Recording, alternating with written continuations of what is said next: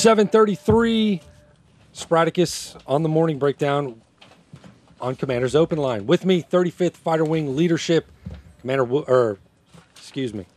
Williams, Colonel morning. Griffin, and Chief Laurent. Morning. How are you guys doing today?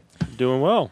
How are you doing? I'm doing fantastic. I know there's a lot of things on people's minds. We just got done with the exercise. We did. But now the thing that's staring everyone in the face is...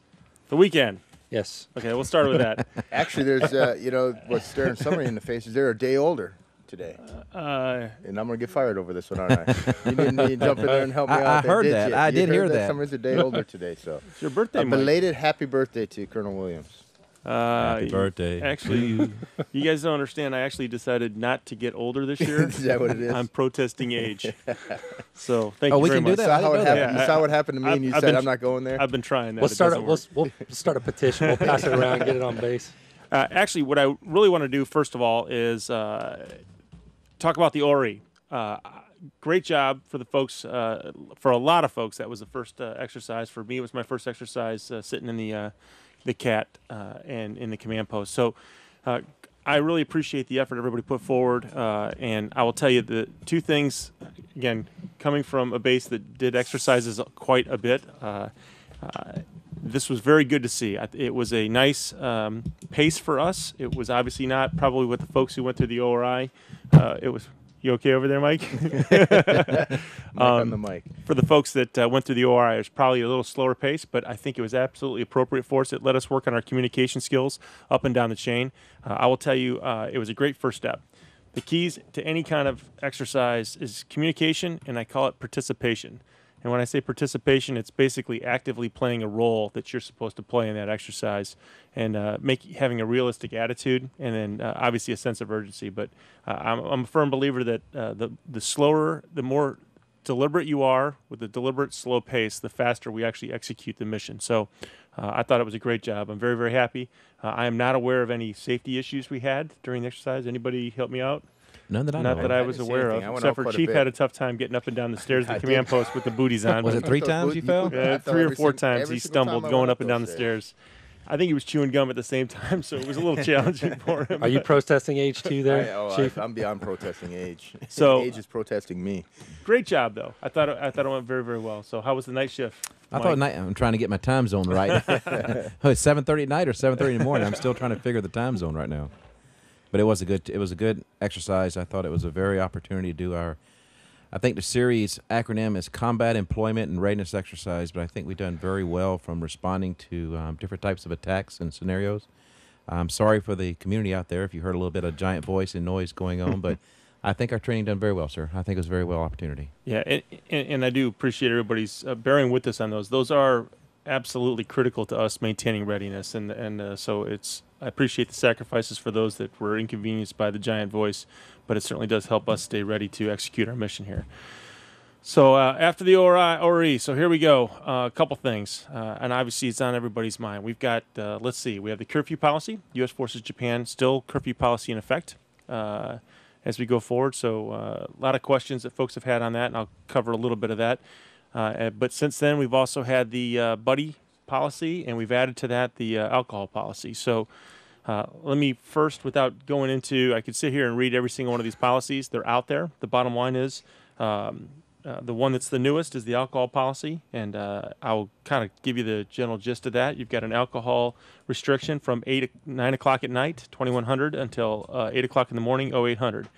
And that is for Air Force military personnel assigned for duty, temporary duty, or on leave here at Misawa. And it's refraining from public consumption of alcoholic beverages, whether you're on or off base in public facilities. The key to that is, obviously, I'm not dictating what you're doing in your house. However, when you're in a public venue, restaurant is included in that. And then also on base, we are not, our business on base U.S. facilities and in stores are not going to be selling alcohol from that same time period for 2100, 9 o'clock at night until 0800 in the morning. I will tell you right now, part of the confusion on a lot of this is we're still trying to get our arms around an entire policy for everybody on this, like we have a U.S. Forces Japan curfew policy. And I will tell you, we're getting very close, and you got to bear with us as we go through these things. But the bottom line is that alcohol policy is in effect based on all of the events that have happened as we've gone through this period of turmoil with our host nation. And I don't just mean Misawa Air Base, I mean writ large, the U.S. Forces Japan. And if you really think about it, alcohol predominantly was a factor in every single one of those cases. In fact, I believe all but one that I can even think of, alcohol was a factor. So I'll tell you, it's pretty much time to get mad. I mean, I'm upset about it too. I won't sugarcoat it, and I expect people to be upset about it. I just would like to make sure they understand and direct their anger to the right place. It's time to. I'm saying, get mad and get involved. I cannot fix this. Commanders alone cannot fix this. This is going to have to be fixed by everybody banding together and intervening. And I say intervention because usually intervention is a very uncomfortable thing to do, and people tend to not intervene because it doesn't affect me, so I'm not going to intervene. It does affect you now, and I need you to intervene. So it is time for us to stand up and work together and intervene and get ourselves back on the right track as we go forward. So that's really kind of the big picture on this. I know a lot of folks have questions about the rules with the buddy system and as well as the alcohol. You know, I've had questions from the buddy system on, hey, we have folks that go to off-base events that require they usually would go by themselves to maybe a course or a class or an event.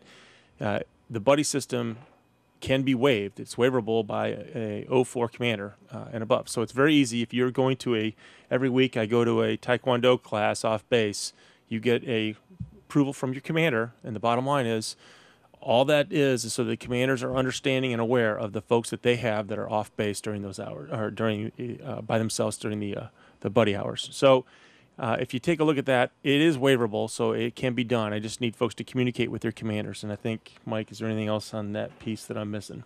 No, sir. I mean, I agree with you completely. I think it's time for us just to buckle up and get things in line, and let's get Team Misawa right where it needs to be. And I think it's part of a overall effort across Japan. And I think it's a good policy, and I think we can go get through this. This too will pass. I think that the key to this thing is just making sure we're having responsible drinking behavior, that we're doing that and we're doing that right. One of the questions that I had as I went around during the ORI was somebody said, well, can we expand the drinking hours off base or the curfew hours off base because people are binge drinking?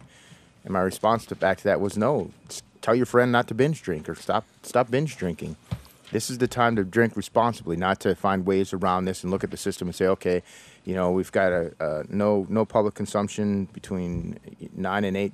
2100 and 8 a.m. So at 2100, everybody goes into somebody else's house and we turn this into a big party house and have this big party in there. That's not the intent of this. The intent of this is to step back a little bit, look at each other, have responsible behavior that goes along with that, be responsible for each other, and take care of it. And we'll get through this. And what we need is people to just take that responsible behavior and take care of each other. If I remember, Chief, about 3 years ago, it was called the culture of responsible choices. Correct. And I think it's about responsible choices. It's really about each of us making a responsible choice. It's each of us watching the other person to help them make a responsible choice.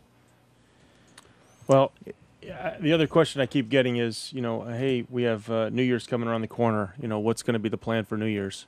I tell you, I sure hope we're through this by New Year's. But I will tell you, it's up to you all. And so if you're asking me to make a promise of something on New Year's, I don't have that crystal ball. Can't do that.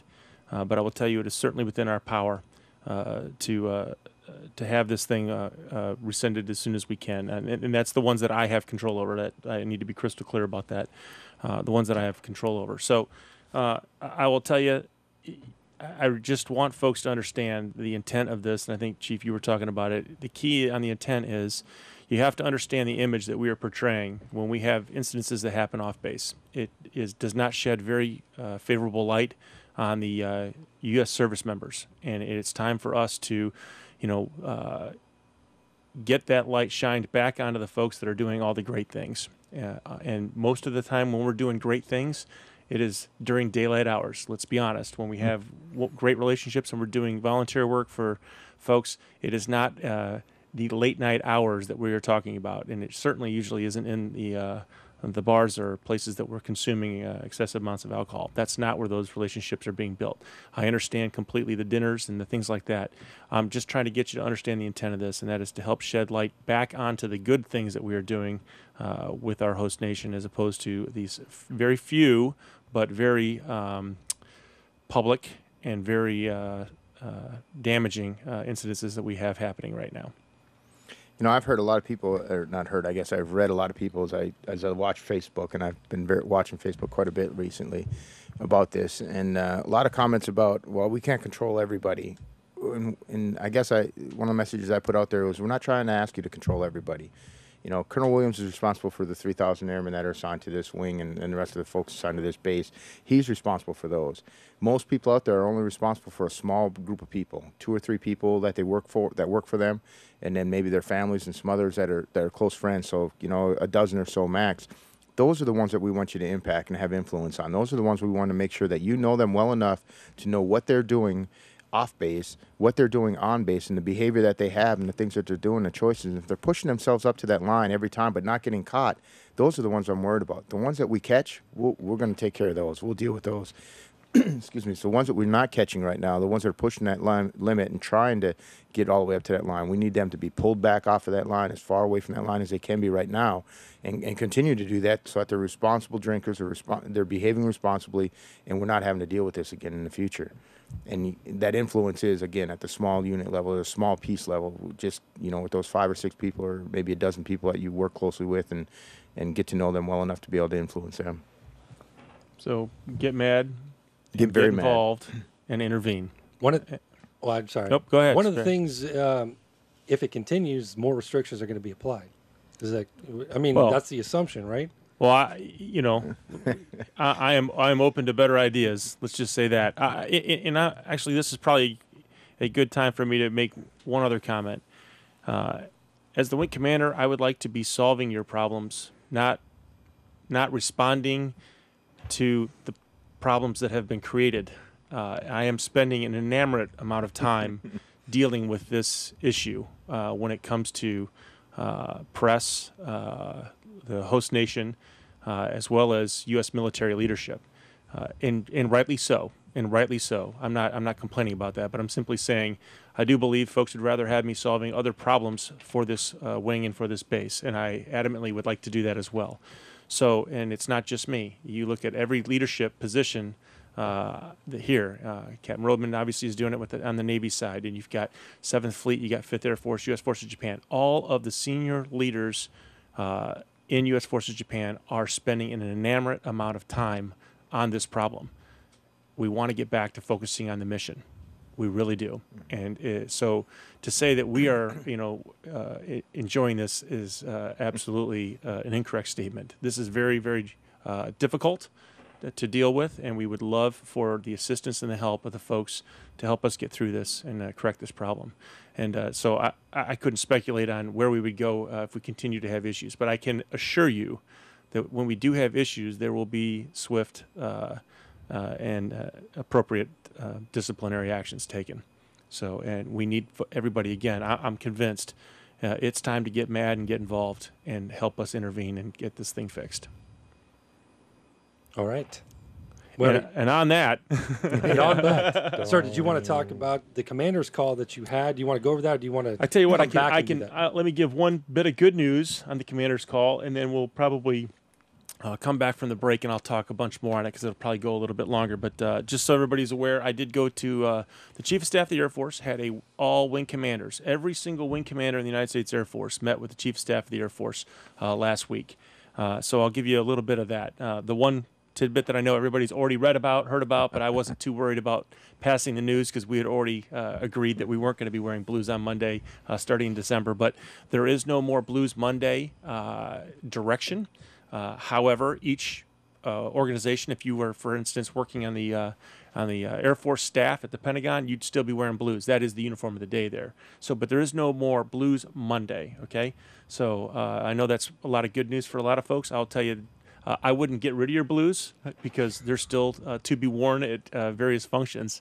But certainly I know for folks that are out there executing the mission that alleviates an extra uniform on a weekly basis that they're having to care and feed for. So that's the good news side. All right. And we can go over the rest when we get back. I love good news. So That's right, 'cause here's All American Rejects with Gives You Hell.